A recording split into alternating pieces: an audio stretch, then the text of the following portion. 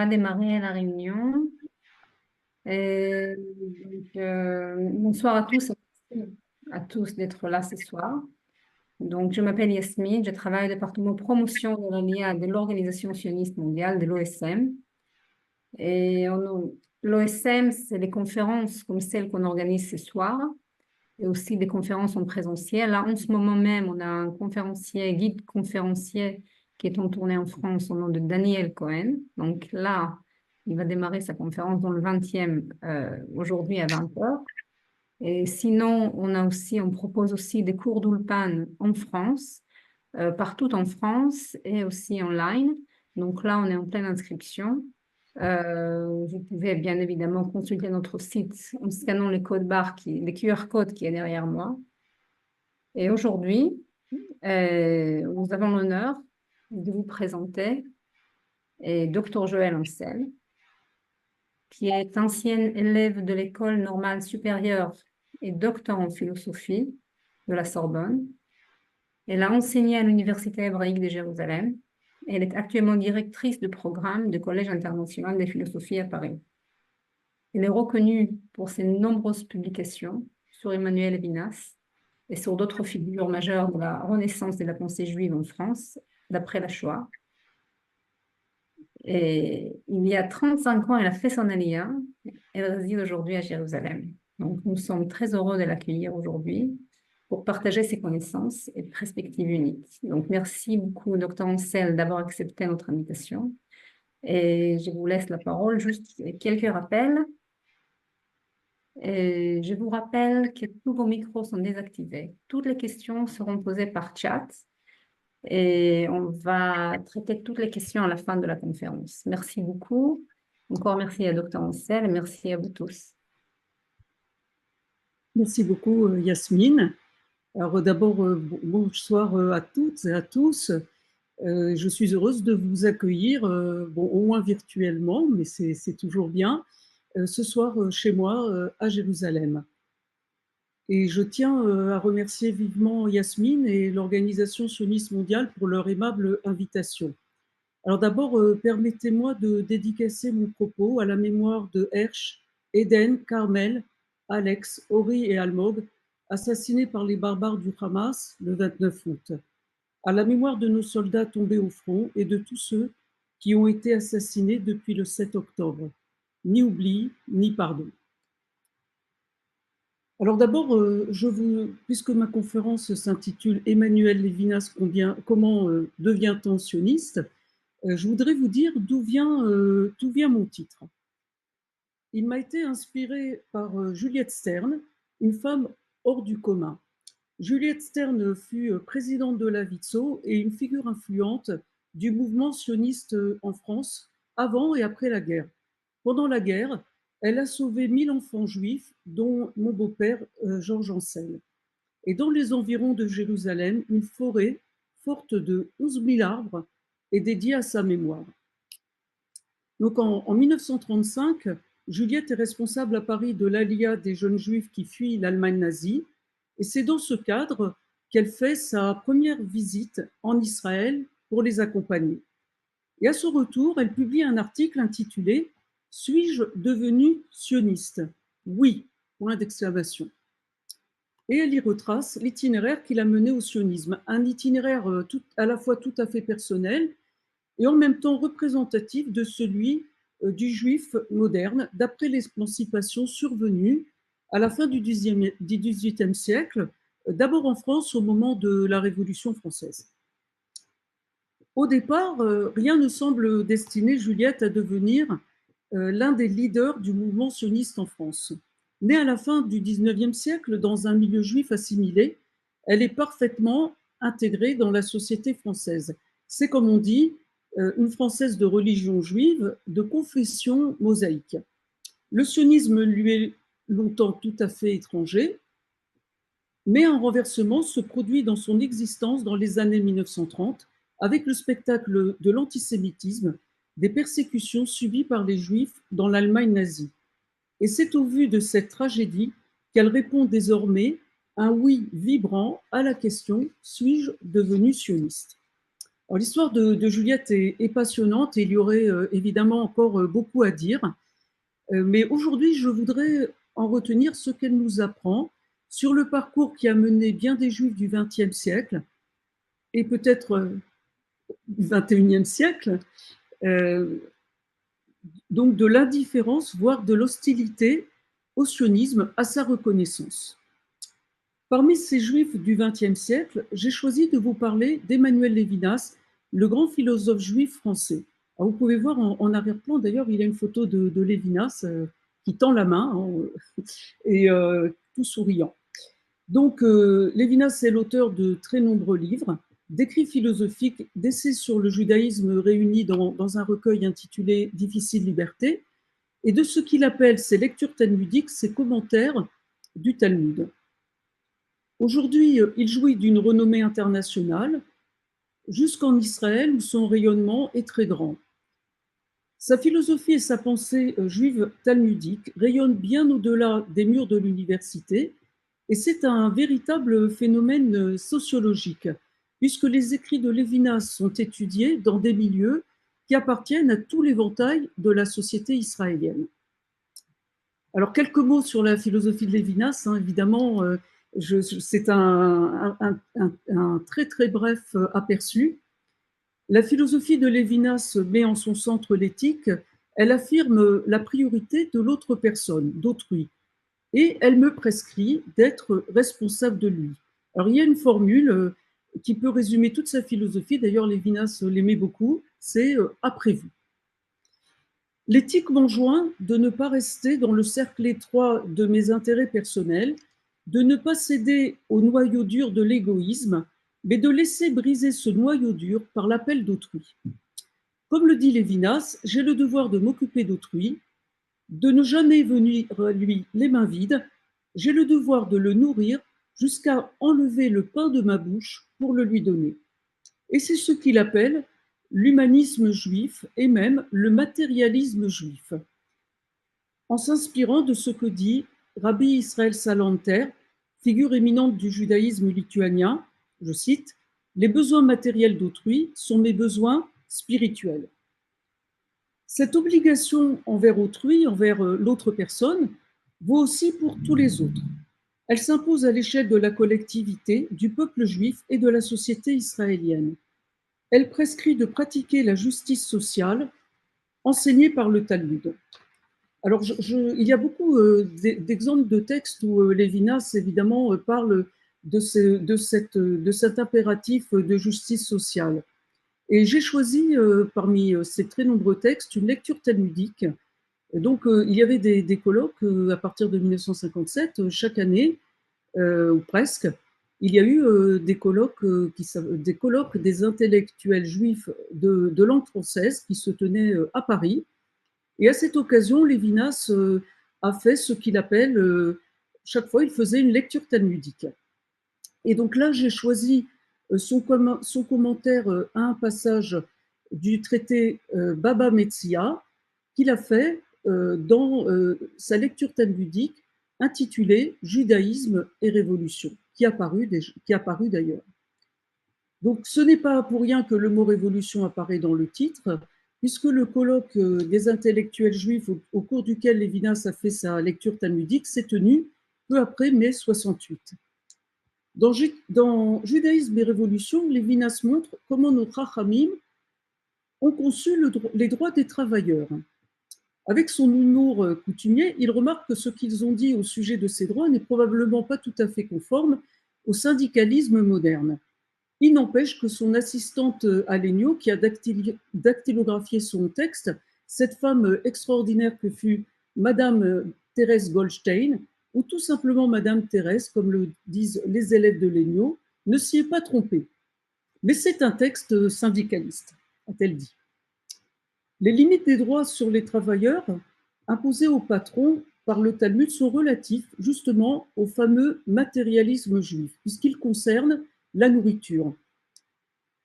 Concernant la nourriture, quels sont les devoirs que le Talmud, donc le judaïsme, impose aux patrons? Et corrélativement, quels sont les droits des travailleurs?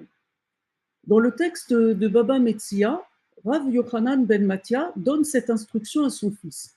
Tant que les travailleurs n'ont pas commencé leur travail, précise-leur qu'ils ne peuvent prétendre qu'au pain et aux légumes secs. Alors la question, c'est de savoir si les travailleurs n'ont droit qu'à du pain de légumes secs ou bien s'ils ont droit à du pain et à des légumes secs. Alors Lévinas montre que le Talmud opte pour le pain et les légumes secs, l'idée d'un supplément qui procure du plaisir. Donc le devoir du patron, ce n'est pas seulement de pourvoir aux besoins élémentaires de manger du travailleur. Hein, si on est un peu marxiste, on dirait le prolétariat pour reconstituer tout juste sa force de travail, pour qu'il puisse la dépenser au profit du patron. Hein. Donc pas seulement le besoin élémentaire de se nourrir, mais le patron a le devoir de lui donner aussi un dessert. Et c'est ce que Lévinas commente ainsi: nourrir autrui, c'est conserver à la nourriture son caractère de repas. Ce n'est jamais la transformer en minimum vital. Alors cet impératif talmudique de donner un dessert à autrui est l'expression du principe de la justice sociale. Et nous allons voir que l'édification d'une société juste est au cœur de la vision que Lévinas a eue du sionisme et de l'État d'Israël. Alors concernant notre question, comment devient-on sioniste? Donc mon exposé comprend 4 parties. D'abord, je vais parler de l'expérience que Lévinas a faite du sionisme dans son enfance et son adolescence en Lituanie où il est né. Ensuite, je traiterai des raisons de son hostilité au sionisme avant la guerre. Puis, dans une troisième partie, j'évoquerai le renversement qui s'est produit dans sa vie avec la guerre et la Shoah et avec la création de l'État d'Israël. Donc un renversement total dans son attitude vis-à-vis du sionisme qui l'a fait passer de l'hostilité à la reconnaissance et à l'adhésion. Enfin, à travers ses écrits d'après-guerre, j'aborderai la question de la vocation de l'État d'Israël qui reste si actuelle aujourd'hui avec l'antisémitisme qui s'est déchaîné après le 7 octobre, particulièrement, comme vous le savez malheureusement, en France. Donc cette question est la suivante: Israël est-il seulement un État refuge pour les Juifs victimes de l'antisémitisme? L'établissement d'une société juste n'est-elle pas son but, sa vocation et surtout son obligation? Donc d'abord l'aspect biographique, l'expérience du sionisme qu'a faite le jeune Lévinas. Donc Lévinas est né en 1906 à Kovno, aujourd'hui Kaunas, en Lituanie. Et à cette époque, les Juifs lituaniens, les Litvaks, sont largement ouverts au sionisme. En 1903, Théodore Herzl est accueilli triomphalement par la communauté juive à Vilna. Il est acclamé par la foule comme un sauveur. En 1985, Lévinas, qui a alors presque 80 ans, se souvient ainsi de sa jeunesse. J'ai passé mon enfance dans le vieux pays de Lituanie où le judaïsme se respirait avec l'air. Au moment où le judaïsme était tout proche des temps modernes, le sionisme était dans l'air. Les idées sionistes constituaient le prolongement naturel de l'histoire sainte. Donc les parents de Lévinas, Yechiel et Dvorah, font apprendre à leur fils l'hébreu moderne dès l'âge de 6 ans. Et même quand ils doivent fuir la Lituanie pendant la Première Guerre mondiale pour se réfugier à Kharkov en Ukraine, ils se soucient que leur fils est un professeur d'hébreu. Après son retour à Kovno, le jeune Lévinas entre en 1920, comme il le raconte, dans un lycée hébraïque où l'enseignement était donné en hébreu dans les grandes classes. Parce qu'en Lituanie, il faut le savoir, c'est pas toujours quelque chose qu'on sait, mais il y avait des réseaux d'écoles juives, des réseaux différents. Il y avait un réseau qui s'appelait Tarbut, en fait, qui était donc orienté vers l'enseignement de l'hébreu moderne, et même où l'enseignement se faisait en hébreu dans les grandes classes, comme le dit Lévinas. Donc Lévinas a grandi sur une terre ouverte au sionisme, et pourtant ce n'est pas vers la Palestine de l'époque, Eretz Israël, qu'il émigre. D'abord, il pense à l'Allemagne, mais à cause, il ne s'y rend pas, il y renonce parce que l'antisémitisme impose des quotas et les portes de l'université allemande sont pratiquement, enfin, plus ou moins fermées aux juifs. Lévinas choisit donc la France. Il arrive à Strasbourg en 1923 à l'âge de 17 ans et à l'université de Strasbourg, il fait ses études de philosophie. Au début des années 1930, il s'installe à Paris et épouse Raïssa Lévy, pianiste virtuose, qu'il connaît depuis sa plus tendre enfance, puisqu'elle était sa voisine de palier à Kovno et qu'elle était aussi sans doute sa camarade de jeu. Donc, je vais poursuivre le récit de la vie de Lévinas, surtout le jeune Lévinas, mais je passe maintenant aux raisons qui expliquent son hostilité au sionisme avant la guerre. Alors, il y a un célèbre dicton yiddish, heureux comme Dieu en France, et c'est ainsi qu'on pourrait décrire la situation du jeune Lévinas dans ces années 1920-1930. Comme tant de juifs venus d'Europe de l'Est, il est ébloui par la France, la patrie des droits de l'homme, et aussi par la langue et la littérature française. C'est un étudiant brillant. Il soutient sa thèse de doctorat en philosophie en 1930 et la publie sous la forme d'un livre qui est donc récompensé par le prix de l'Institut, un prix tout à fait prestigieux.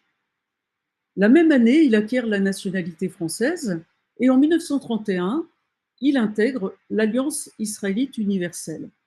Alors, juste quelques mots, je suppose que beaucoup d'entre nous savent ce que c'est que l'Alliance, mais juste un petit rappel. Donc, l'Alliance a été fondée en 1860 et elle a mis en place un large réseau scolaire en Afrique du Nord, au Proche-Orient et au Moyen-Orient. Et dans ces écoles où tout l'enseignement se fait en français, elle promeut l'amour de la France, de sa culture et de ses idéaux. L'Alliance milite pour l'intégration des Juifs dans la cité, dans la société française. Et c'est l'une des institutions juives de France qui s'oppose le plus énergiquement au sionisme. En 1986, Lévinas dira qu'il n'y avait dans l'inspiration de l'Alliance aucun pressentiment sioniste.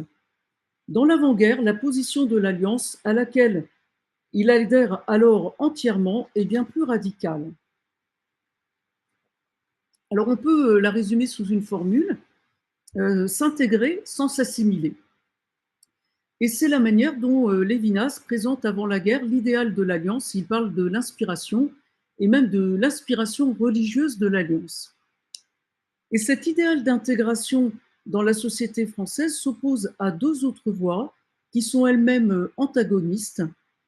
D'une part, à l'assimilation galopante qui conduit bien des Juifs français à la conversion au christianisme et donc à la disparition pure et simple des Juifs, et d'autre part à la solution nationale et politique promue par le sionisme.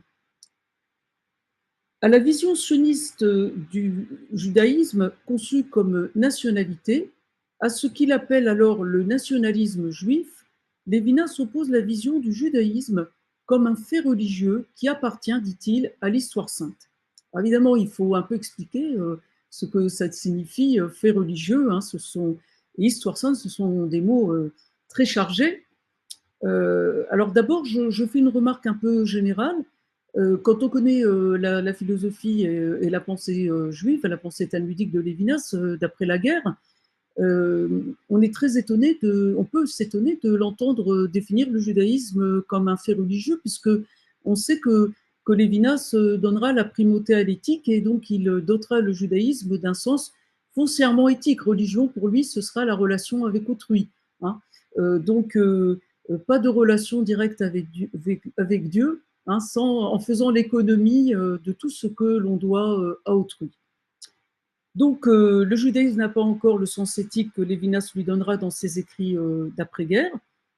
Donc, alors j'ai dit, quand il développera son éthique de l'altérité, et qu'il aura découvert le Talmud sous la houlette du fameux monsieur Chouchani.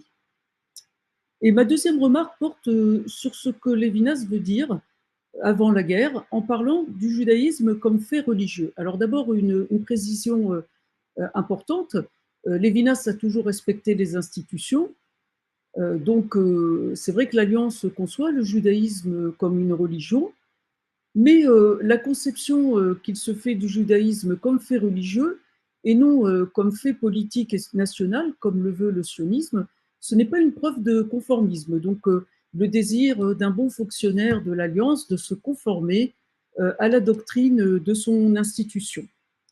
Puisque sa conception du judaïsme repose sur une vision de l'histoire fort semblable à celle de Jacob Gordin, donc ce grand érudit qui fut le maître de Léon Ashkenazi, Manitou, et qui a joué, après la guerre, un rôle crucial dans la renaissance de la pensée juive en France. Et il faut préciser, c'est intéressant, je dis toujours, j'aime beaucoup dire, avant M. Chouchani, il y a eu M. Gordin, ce qu'on appelait Gordin aussi M. Gordin. À l'école d'Orsay, on l'appelait M. Gordin. Et, pourquoi j'aime dire cela? Alors d'abord, les deux hommes se rencontrent, ça c'est important, ils se rencontrent à l'Alliance en 1935, puisque Gordin est aussi fonctionnaire à l'Alliance, il dirige la bibliothèque, et ils ont eu sans doute des discussions autour de la philosophie juive, médiévale, moderne, mais on sait que pour Gordin, comme pour Lévinas d'ailleurs, Maïmonide était essentiel, Rabbi Yehuda Halevi aussi, mais avant la guerre, Lévinas, lorsqu'il parle des textes juifs, des sources juives, il ne connaît pas encore le Talmud, donc le seul article vraiment où il parle d'une source juive, c'est un article sur Maïmonide. Actualité de Maïmonide, d'ailleurs c'est très intéressant par rapport au nazisme. En tout cas, donc, comme pour Gordin, pour Lévinas, il y a deux histoires qui se déroulent en parallèle, en s'opposant l'une à l'autre. Alors, il y a d'une part ce qu'il appelle l'histoire ordinaire, l'histoire des États et des nations, et c'est à cette histoire strictement politique qu'appartient pour lui le sionisme. Et donc, l'autre histoire, eh bien, c'est ce qu'il appelle l'histoire sainte, l'histoire juive. Par-delà et au-dessus de l'ordre national et politique, le judaïsme est un fait religieux. Et il faut prendre en compte le contexte de ces années 1930. Et Lévinas, dans ce contexte, entend ce qu'il dit du judaïsme en un sens très particulier. Puisque à cette époque où se déchaîne l'éclairisme, le judaïsme est pour lui le rejet radical du néopaganisme nazi, de son adoration de la nature, de la race et du sang. Et c'est cet antagonisme entre judaïsme et paganisme qui est au cœur de la signification de la pratique religieuse, c'est-à-dire du rite juif et des mitzvot, un article qu'il publie en 1937. C'est un article absolument extraordinaire, il fait juste 2 pages, mais c'est un article donc, extrêmement riche, et c'est d'ailleurs le seul article que Lévinas, qui a beaucoup écrit sur cette question après la guerre, a consacré avant-guerre donc à la signification de la pratique religieuse dans le judaïsme, donc des mitzvot. Alors pour Lévinas, c'est donc dans la perspective de l'histoire sainte que s'inscrit l'histoire des Juifs et tous les événements qui l'ont marqué, et en particulier, en premier lieu, l'exil et la diaspora. Alors, après la guerre et la Shoah, Lévinas a reconnu que le projet d'intégration promu par l'Alliance avait échoué. Mais avant la guerre, il pensait exactement le contraire. Pour lui, la conciliation entre les deux exigences, être français et être juif, était non seulement possible, mais souhaitable. Pour s'intégrer pleinement dans les pays dont ils étaient devenus citoyens, les Juifs devaient renoncer à toute aspiration nationale. Le projet de l'alliance que Lévinas avait fait sien ne pouvait se réaliser que si les Juifs restaient en diaspora. Et donc, il était évidemment diamétralement opposé à celui du sionisme. L'hostilité de Lévinas au sionisme, son idéal d'intégration dans la société française ne l'ont pas empêché de faire preuve d'une lucidité extraordinaire vis-à-vis de l'hitlérisme. Alors on a vu ça avec le néopaganisme, mais dès 1934, Lévinas met à nu ce qui échappait encore à tant d'intellectuels, et pas seulement des intellectuels, on le sait, hein, des hommes politiques, malheureusement, de son temps. C'est-à-dire le fondement racial de l'antisémitisme. Ce racisme qui fait de l'antisémitisme nazi un phénomène sans précédent. Et Lévinas utilise à cet égard des formules frappantes. Le juif est désormais rivé à sa judéité. Hitler a rappelé qu'on ne déserte pas le judaïsme. Après la guerre et la Shoah, la plupart des grandes organisations juives de France, comme le Consistoire, s'ouvrent au sionisme politique. Et tel est aussi le cas de l'Alliance israélite universelle, au vu, comme elle le déclare en 1945, des effroyables massacres perpétrés par les nazis. Cette mutation que connaît l'Alliance survient aussi dans la position de Lévinas à l'égard du sionisme. Lévinas est profondément marqué par la découverte de l'ampleur de la Shoah, dont il dit que c'est un événement hors classe et sans précédent. Alors, la communauté juive de Lituanie a perdu pratiquement 97% de sa population juive, hein, donc la quasi-totalité. Et donc le père, la mère et les deux jeunes frères de Lévinas qui sont restés au pays ont été assassinés par les nazis et leurs complices lituaniens. Certains membres de la famille ont échappé, ont été d'ailleurs sauvés par des Lituaniens, ce qui n'était pas si courant que ça. Et il y a une histoire très, très intéressante puisque certains d'entre eux ont fondé le kibbutz Lochamé à Getaot, qui est en Israël. Et donc Lévinas a toute une famille israélienne ici.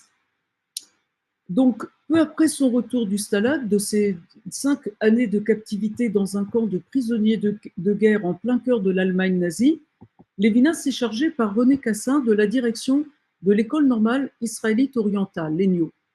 Il en sera le directeur pendant 40 ans, avant de faire une brillante carrière universitaire qu'il a terminée en tant que professeur à la Sorbonne. Et en 1986, lors de la fête organisée en son honneur par ses anciens élèves de l'ENIO à l'occasion de son 80e anniversaire, et il en existe d'ailleurs une vidéo, Lévinas leur adresse ces mots. Permettez-moi aussi une confession. Au lendemain d'Auschwitz, j'avais cette impression qu'en dirigeant cette école normale, je répondais à un appel historique. C'était mon secret. Comme Léon Ashkenazi, Manitou, André Neher, l'école d'Orsay, Lévinas joue un rôle déterminant dans la renaissance de la vie juive en France après la Shoah, où 80 000 juifs français ont été assassinés, dans la reconstitution des structures de la vie juive, notamment les écoles, et dans la renaissance de la pensée juive en France. En rouvrant l'école normale israélite orientale, en 1946, Lévinas déclare « Tout a changé en Orient, tout a changé dans le judaïsme, tout a changé dans le monde. » Et tout, ou presque tout, a changé dans sa position, dans la position de Lévinas à l'égard du sionisme. Alors pourquoi je dis presque tout? Parce que le fait qu'il ait changé sa position et qu'il soit désormais, disons, en chemin vers le sionisme, ce n'est pas une conversion soudaine. Ça ne s'est pas fait d'un seul coup. Et il exprime encore des réserves. Par exemple, en 1947, dans un article intitulé « Être juif », il souligne que la question juive, dont parle évidemment beaucoup Sartre, hein, juste après la guerre, ne peut être posée seulement en termes politiques et sociaux. Et apparemment, c'est la déclaration d'indépendance qui a été faite, je cite, au nom du Dieu Tout-Puissant, qui a levé ces réticences, et notamment cette phrase « L'État d'Israël sera fondé sur le principe de la justice enseigné par les prophètes d'Israël. » Et il faut bien dire que par-delà leur profond antagonisme, c'est le principe sur lequel se rejoignent les grands leaders du sionisme, aussi bien David Ben-Gurion, dont on sait bien qu'il était le héros du sionisme socialiste, que Zeev Jabotinsky, fondateur du Parti révisionniste, dont Menachem Begin a été l'héritier. Et Lévinas écrit en 1948 que la création de l'État d'Israël signifie la fin de l'exil des mots grâce à la résurrection de l'hébreu, le fait que l'hébreu est parlé et sera parlé désormais dans cette terre. Alors maintenant, je vais aborder la question clé. Quelle est la finalité du sionisme et de l'État d'Israël? Israël est-il un État refuge ou bien est-il la possibilité d'instaurer une société juste? Évidemment, c'est une très très grande question. On va voir la réponse de Lévinas. Donc, on a vu qu'après la déclaration d'indépendance, Lévinas adhère sans réserve à la création de l'État d'Israël. Et cela ne l'empêche pas de s'interroger sur sa légitimité. Au-delà de l'instauration d'une entité politique, d'un État souverain en Eretz Israël, quelle est la vocation du sionisme? Qu'est-ce qui justifie l'existence de l'État juif? Et comme on dit, qu'est-ce qui en fait un État pas comme les autres? Et ici intervient une distinction capitale, celle entre le droit à l'existence et la raison d'être. Et c'est une distinction que Lévinas fait très tôt, dès 1947. Alors qu'est-ce que c'est que le droit à l'existence? C'est le droit fondamental des individus et des peuples à la survie. Et c'est la fonction que Herzl a donnée au sionisme au vu de l'antisémitisme, de l'affaire Dreyfus, puisqu'on sait qu'il a assisté à la dégradation du capitaine Dreyfus, où il a entendu les cris de mort aux Juifs. Donc Herzl a fait de l'État juif ou de l'État des Juifs, c'est la traduction littérale du titre de son grand ouvrage, un État refuge. Le droit à l'existence et à la survie, cela était d'autant plus nécessaire après la Shoah, évidemment, puisque Israël devait servir de refuge aux centaines de milliers de survivants qui n'avaient plus où aller ou qui ne pouvaient plus retourner évidemment dans leur terre d'origine, puisqu'on sait que après la guerre, on connaît les pogroms qui ont été perpétrés en particulier à Kielce en Pologne, quand certains juifs ont voulu retourner, peut-être s'installer ou peut-être retrouver tout simplement, voir si leur famille avait survécu, ce qui malheureusement n'était sans doute pas le cas. Donc, évidemment, justifier la création de l'État d'Israël par le droit de l'existence, c'est tout à fait légitime. La question est de savoir si cela suffit. Alors, à cette question, Lévinas répond non. Et je le cite, l'aspiration à Sion, le sionisme, n'est pas un nationalisme ou un particularisme de plus. Il n'est pas non plus simple recherche d'un refuge. Donc, l'État d'Israël ne saurait se justifier par le seul fait d'assurer la survie du peuple juif. Il lui faut aussi une raison d'être. Et le but, donc raison d'être, vous savez évidemment que ça a plusieurs significations, mais ici, le but en vue duquel existe l'État d'Israël n'est pas seulement un droit, mais un devoir, une obligation. C'est l'obligation de réaliser la justice sociale.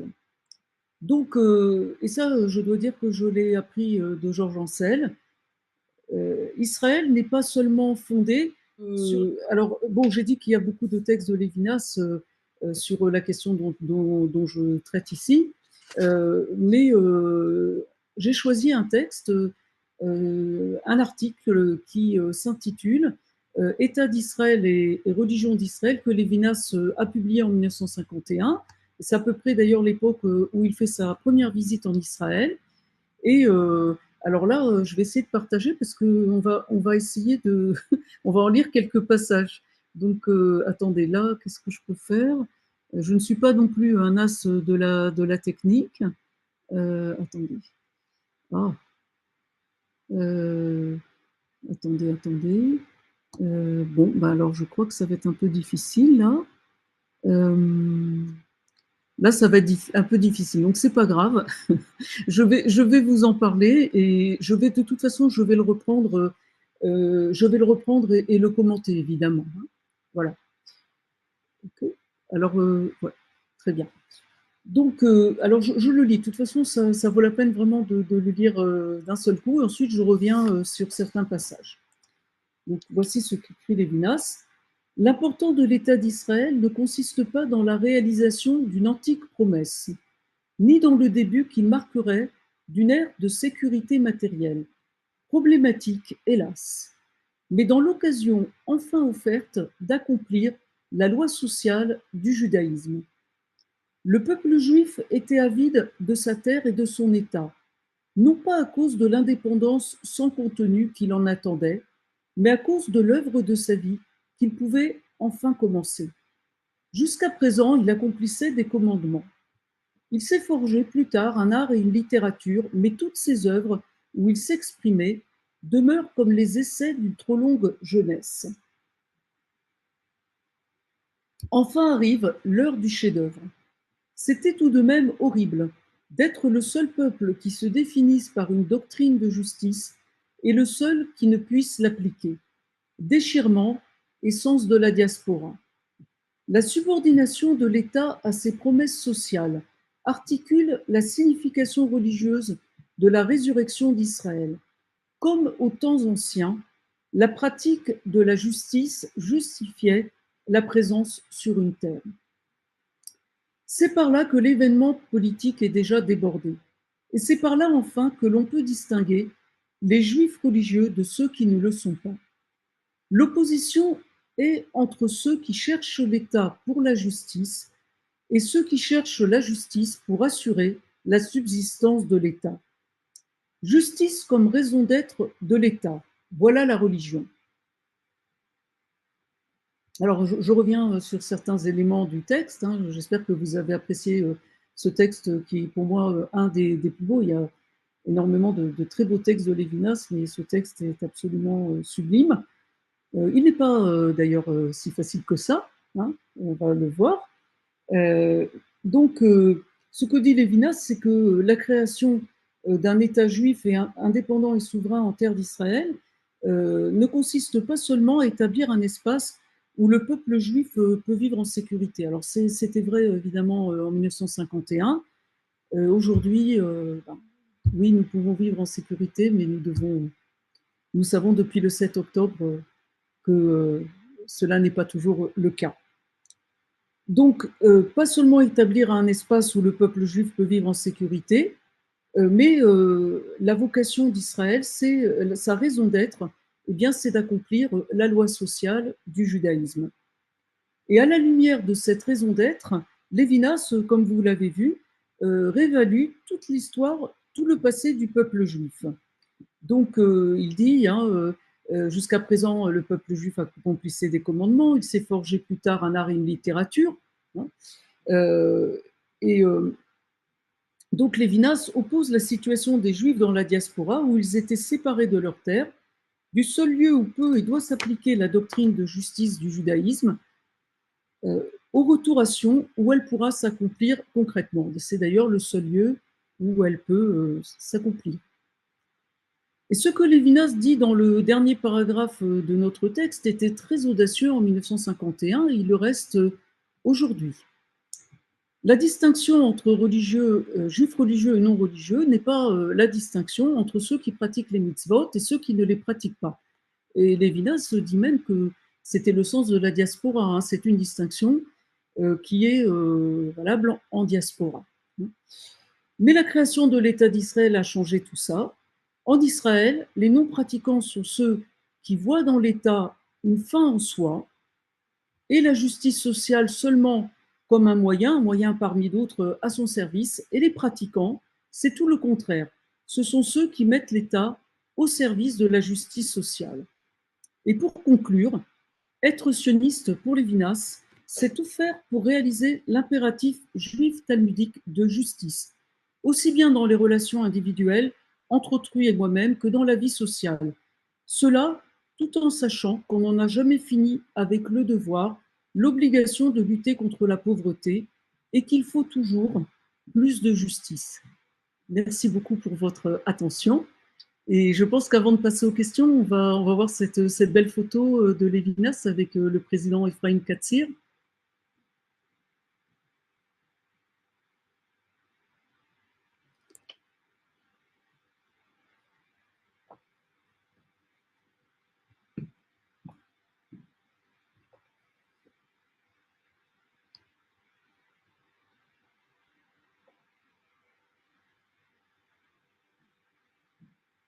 Voilà. Alors, vous voyez, c'est donc au Beth Anassi, la résidence du président. Et vous voyez, c'est ces deux hommes souriants très distingués, très, je dirais même si ce sont des hommes, qu'ils sont gracieux, hein, ils sont pleins de grâce, qui se saluent l'un l'autre de manière très, très chaleureuse. Voilà, donc bah, c'est bon, j'ai dit enfin, je dis ce que j'avais à dire sur cette belle photo. Alors, est-ce que quelqu'un a des questions? Déjà, merci beaucoup, Joël, c'était euh, passionnant. Merci. Euh, Merci. J'attends juste voir si des questions. Ah, voilà, je vois une question. Ah, c'était top, merci, merci beaucoup de tes questions. Ça, c'est gentil. Ah ben, merci beaucoup, hein, beaucoup, merci beaucoup. Je vais ouvrir aussi. Alors attendez, je vais essayer de. Où est-ce qu'il est mon chat? Parce qu'il faudrait que je vois les questions. Alors, où est-ce qu'elles sont? Ah, alors pour l'instant, il y a que des, il y a que il y a que des compliments, donc c'est gentil.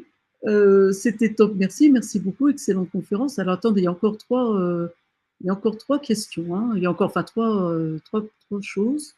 Euh, la conférence, alors la conférence sera-t-elle Conférence est réécoutable? Alors enregistrée, c'est elle sera réécoutable. sur notre chaîne YouTube. Voilà, sur YouTube. Voilà. Des questions là. Ah, Pourquoi? pourquoi parlez-vous de l'idéal du Talmud et non des prophètes?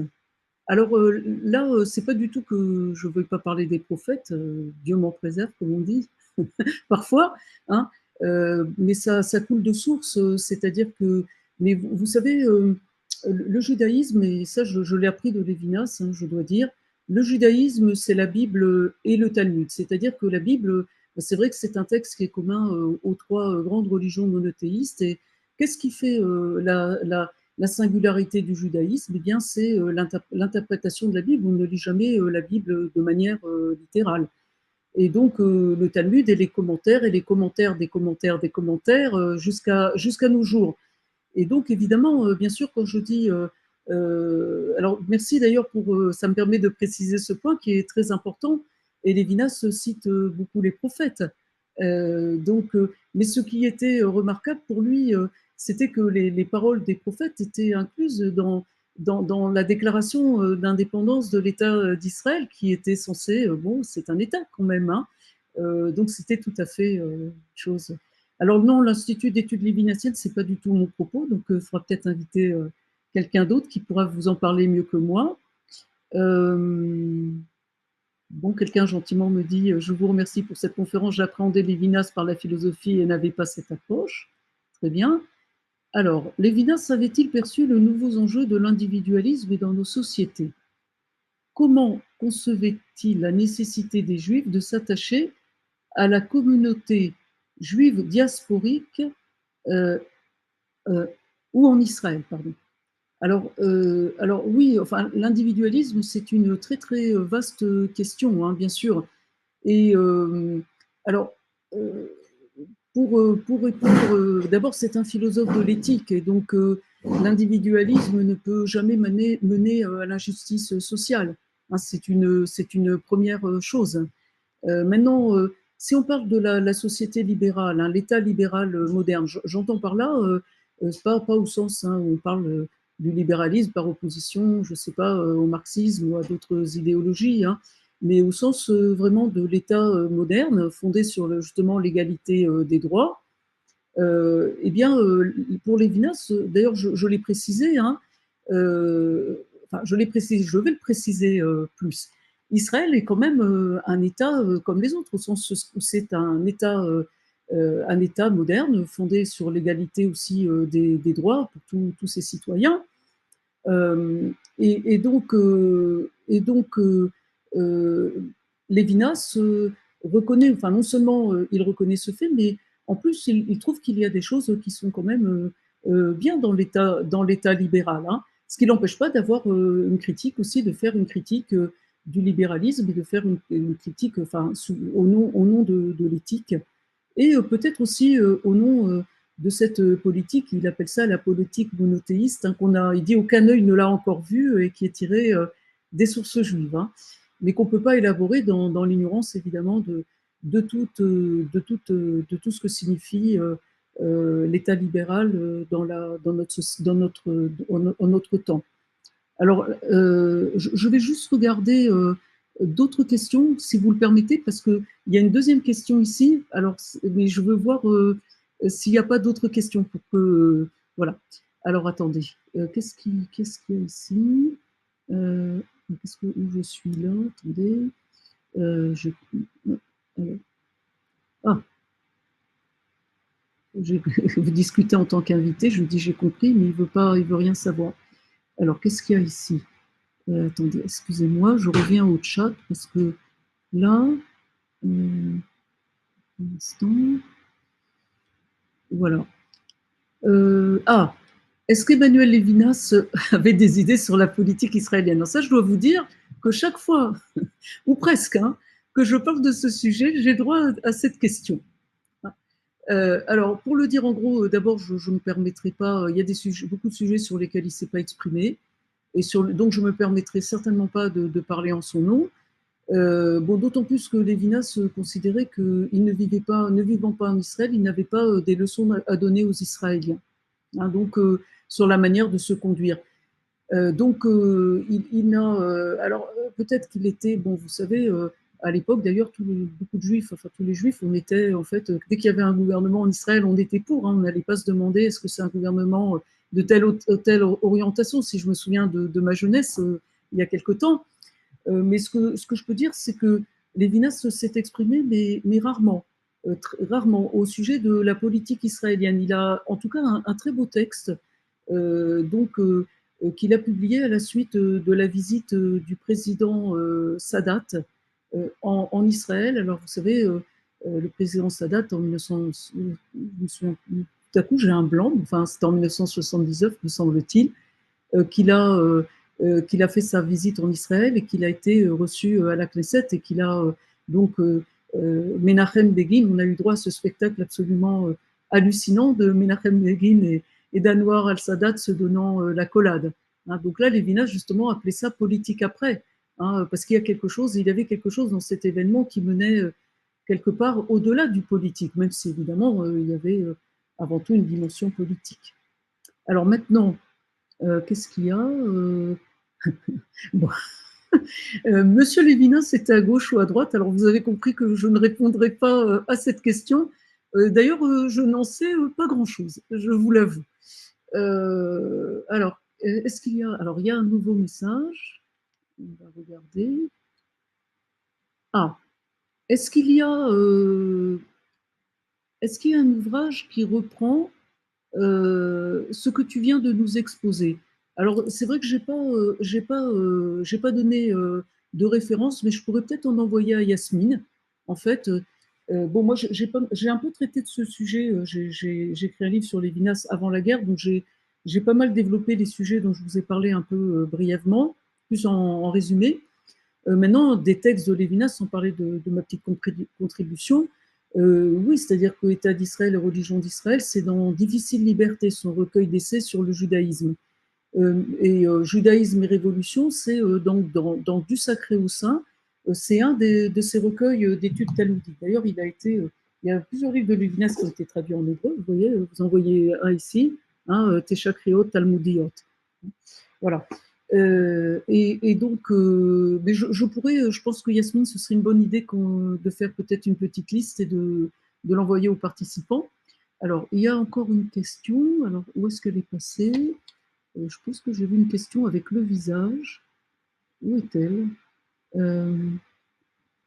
Alors, est-ce que la personne qui l'a envoyée pourrait la renvoyer? Parce qu'il me semble qu'il y avait quelque chose sur le visage.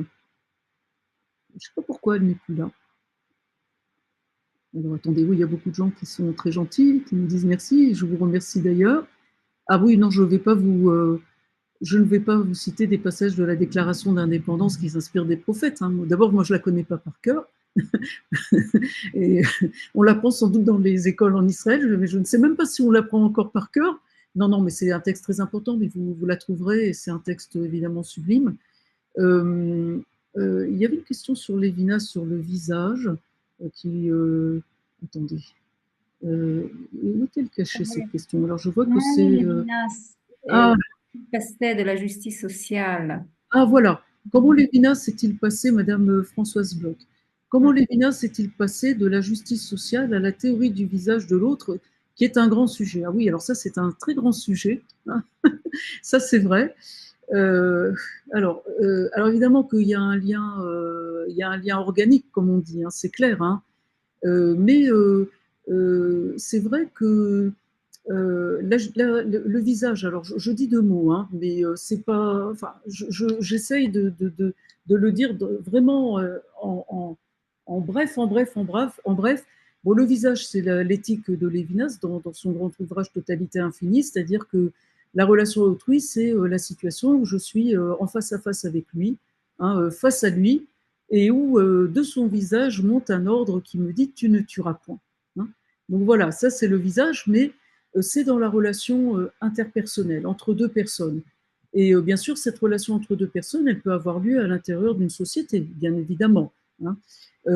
Et la justice sociale, ben, évidemment, c'est éthique, mais là, nous ne sommes pas, comme aime beaucoup le dire Lévinas, nous ne sommes pas seulement deux, il y a aussi le troisième, le quatrième, le cinquième, etc., auquel je dois aussi donc de ne pas le tuer, enfin de respecter cet impératif et d'être responsable envers lui, hein. Donc la justice sociale, bah, elle va appartenir aussi forcément à l'ordre du politique, sauf que le politique, la dimension du politique n'est jamais laissée à elle-même pour Lévinas, parce que sinon on tomberait dans la dictature. Et donc, elle a toujours, finalement, c'est toujours l'éthique qui a le dernier mot. Alors, quand je dis, bien sûr, la justice sociale dans l'ordre politique, c'est, vous avez compris, l'État d'Israël avec ce qu'on a dit dessus. Est-ce qu'il y a, bon, l'esclavage, ça, je ne me lancerai pas dans cette question, qui n'est pas dans mon propos, qui ne fait pas partie de mon propos. Alors, je n'arrive pas à voir.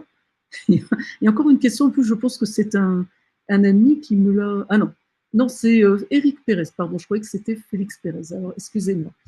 Monsieur Éric Pérez, comment éviter la confusion entre application des lois sociales du judaïsme et théocratie pour Lévinas? Alors là,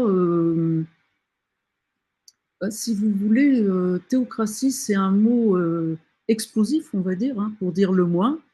Il a une résonance très particulière dans notre contexte israélien.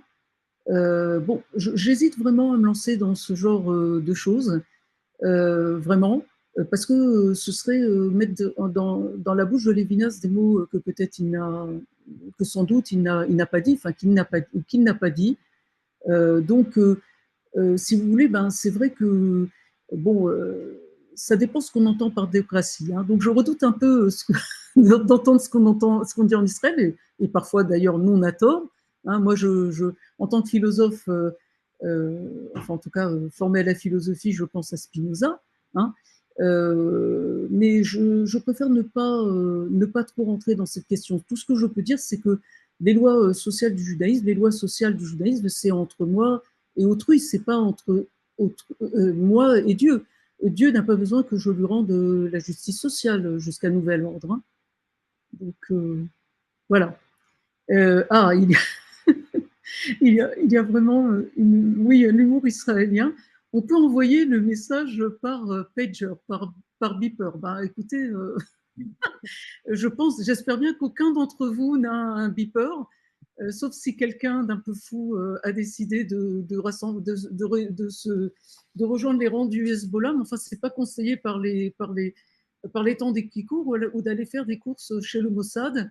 Je décline toute responsabilité, Yasmine aussi, hein. Voilà. Je sais pas, je pense que peut-être qu'on peut, enfin, je pense qu'on est arrivé un peu au bout, Yasmine. Oui, oui, oui. Je pense que c'est l'heure de conclure. Alors, merci beaucoup. Merci encore, Joël. Merci à tous les participants. Donc, je vous invite encore, si vous voulez apprendre le droit en France, vous pouvez scanner le QR code qui est juste derrière moi. Vous aurez le site internet de l'OSM avec notre département Idou Dalia, promotion de l'ALIA. Et vous aurez tous les renseignements sur nos activités et sur les Ulpanim. Mais comme je vous ai dit, on est en pleine inscription. Donc, je vous invite. Vraiment, il y a tout. On est vraiment présent partout et aussi en ligne. Voilà. Et merci. Merci à tous. Je vous souhaite Shabbat Shalom. Shabbat Shalom. וסוף שבוע שקט, Ah oui. לנו, ובשורות טובות, voilà. Des jours meilleurs. Merci beaucoup. Je vous en prie. Au revoir. Au revoir.